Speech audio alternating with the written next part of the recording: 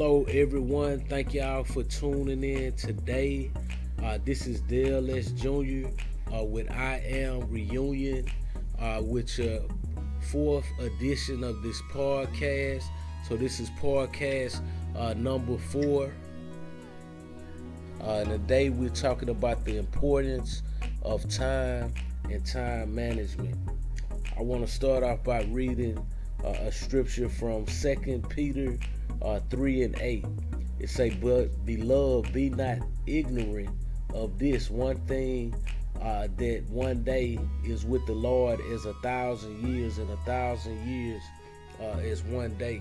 Now we know the facts that God does not live by time. Actually, God lives outside of time. But today we're talking about the importance of time. What is time? Time is the indefinite continued process of existence and events in the past, present, and the future regarding as a whole. Me personally, my thoughts on time is that I believe that if a person don't value time, that they don't value life, because time began at creation and becomes the agency through which God continues to unveil his divine purpose for us. God have a purpose for us in everyday account. And I tell everybody now that we need all hands on deck to get our purpose out to the world. And our purpose is to go into the world and tell people about Jesus Christ and how he gave his life that we may have life and more abundantly, and through his blood that our sins are covered, and by his stripes we are healed. Today we're talking about the importance of time and time management. Humanity is limited by time in the cycle of birth, life, and death. Every person bears the mark of time in the aging process and ultimately dead. This is the time of salvation because it is the present. So today it's the present for us to make it right with God, tell people about God, and understand that this is the time of our salvation.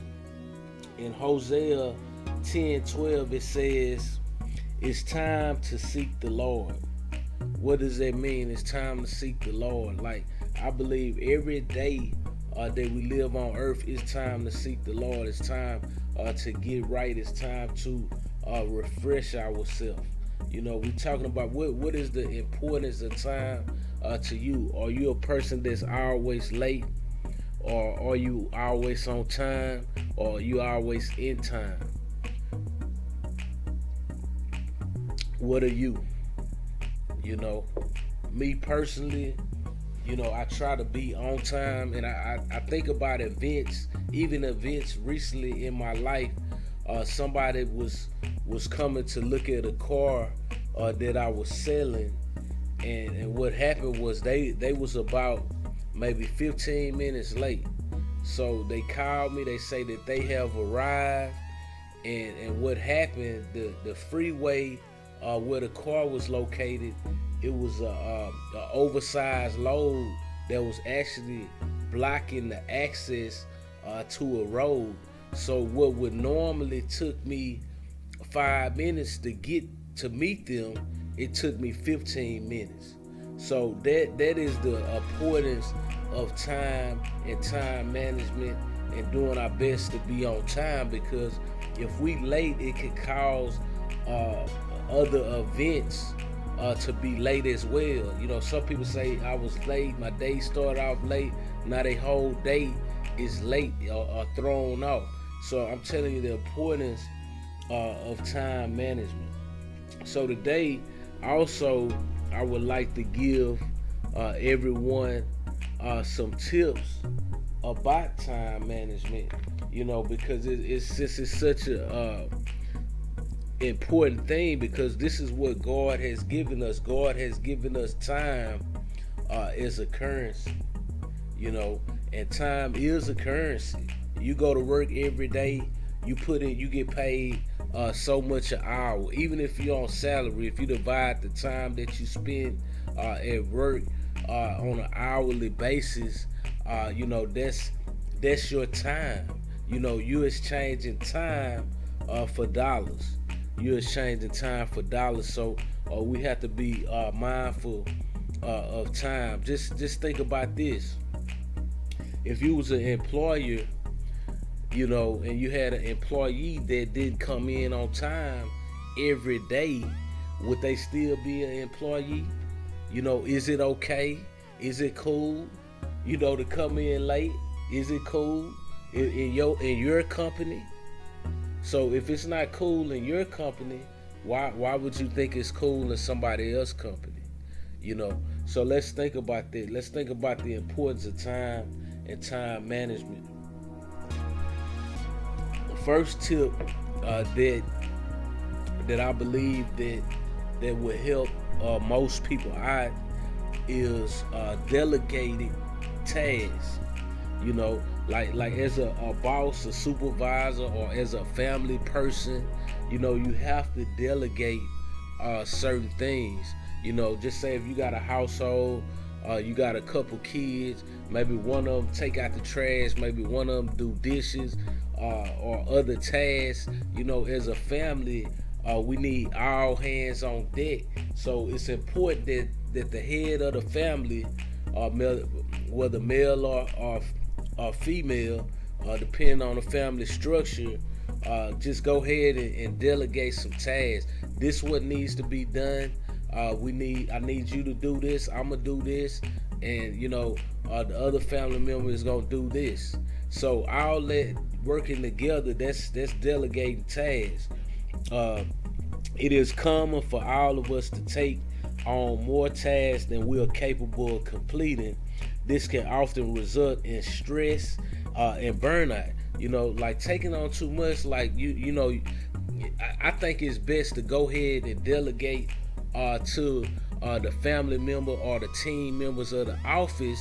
Then just going off on them when you burnt out. Sometimes we get burnt out and just, well, why you ain't do this? Well, you didn't delegate it to me to do that. Because some people, they only gonna do what you tell them to do. They're not gonna put it on themselves to take out the trash. They're not gonna do that.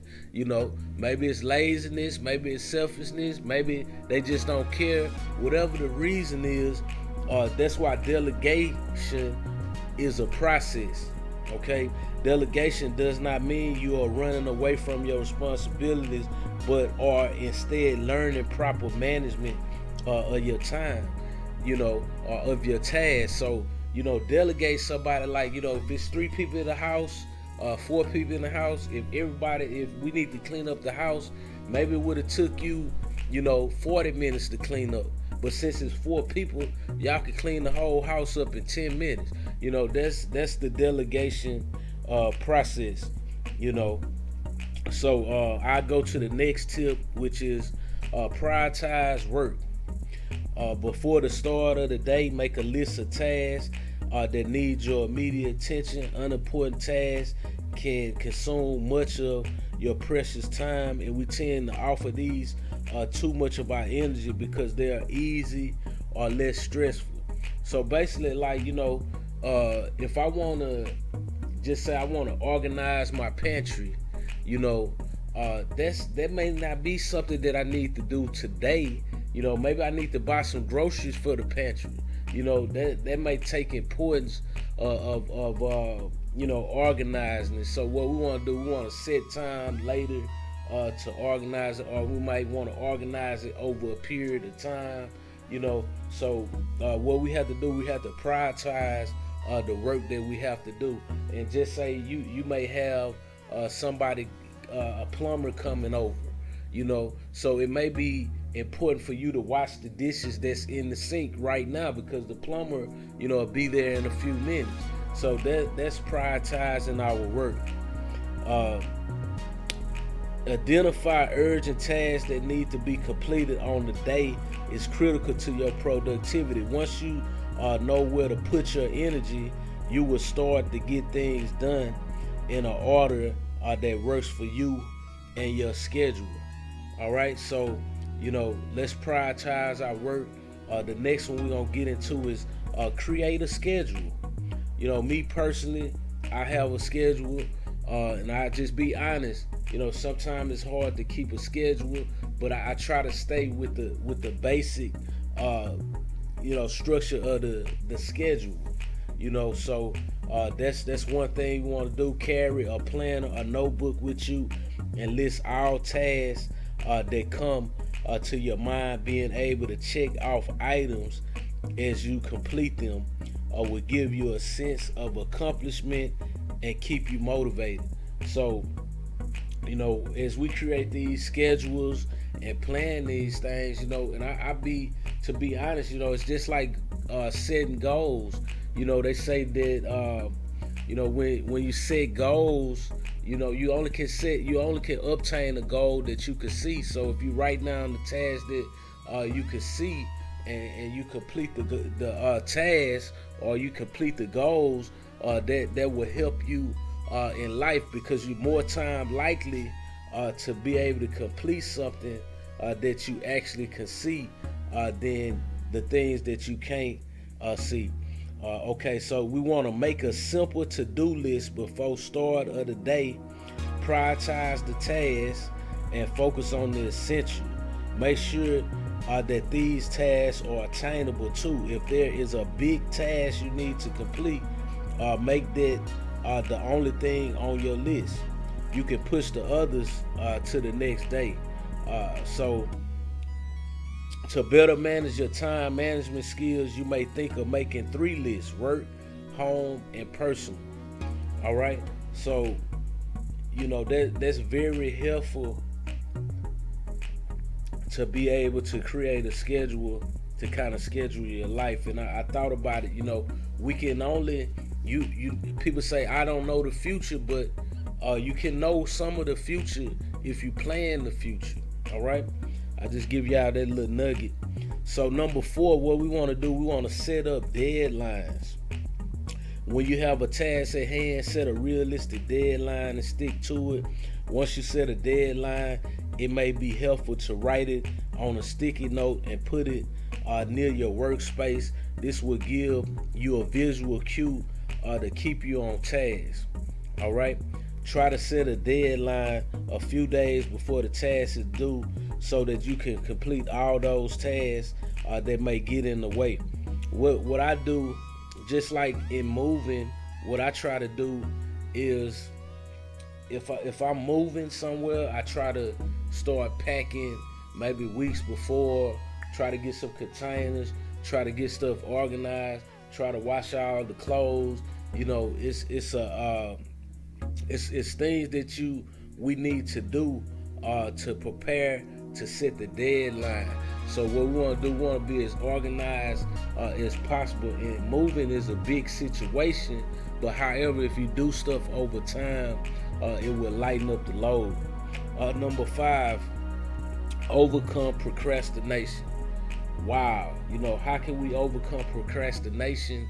And our body get tired, our mind get tired, we really don't want to do certain things, but procrastination is one of the things that has a negative effect on productivity. It can result in wasting essential time and energy. It could be a major problem in both your career and personal life. So avoid procrastination can be difficult for many. We tend to procrastinate when we feel bored or overwhelmed. Try to schedule in smaller, fun activities throughout the day to break up the more difficult tasks. This may help you stay on track. So what I like to try to do, if I'm doing something I really don't like, either I just go ahead and just try to knock it out and focus and just knock it out as quick as I can, or maybe I break it up in 2 parts, have a great lunch. I'll try to really do it as quick as possible, because I know it has to be done. Number 6, deal with stress wisely. We're talking about the importance of time and time management. So, deal with stress wisely.